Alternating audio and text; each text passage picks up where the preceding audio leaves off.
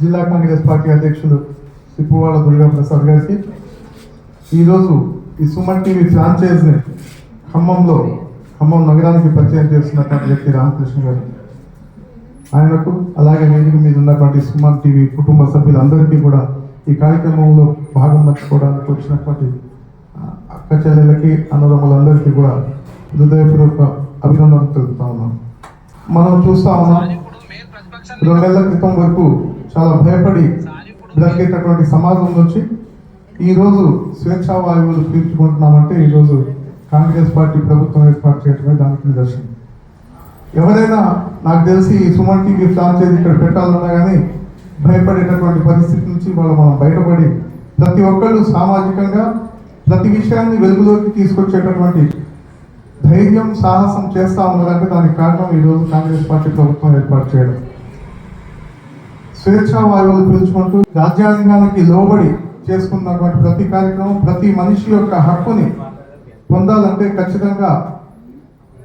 ఏదైతే రాజకీయంగా ఉన్నటువంటి ప్రభుత్వాలు సరైన రీతిలో పనిచేస్తేనే మనం ఏ కార్యక్రమమైనా ఏ అభివృద్ధి అయినా చేసుకోవచ్చు అని చెప్పేసి దీని ద్వారా తేటతలమైంది. రాబోయే రోజుల్లో ఖచ్చితంగా సుమన్ టీవీ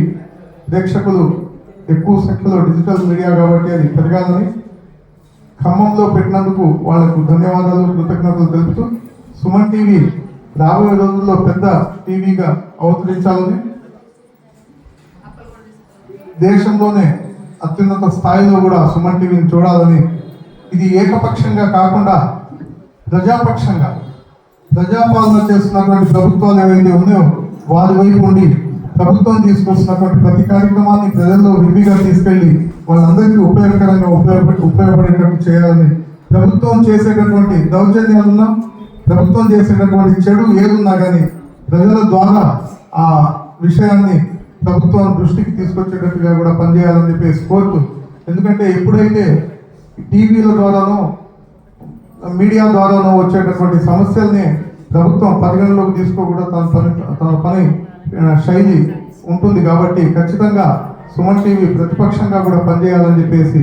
ఆశిస్తూ ప్రభుత్వ కార్యక్రమాలను ప్రతి ఒక్కరికి అందించే దాంట్లో కూడా భాగస్వామిగా ఉండాలని చెప్పేసి కోరుకుంటూ ఈ అవకాశం ఇచ్చినటువంటి మిత్రులందరికీ కూడా ధన్యవాదాలు, నమస్కారాలు తెలుపుతా ఉన్నాను. Thank you.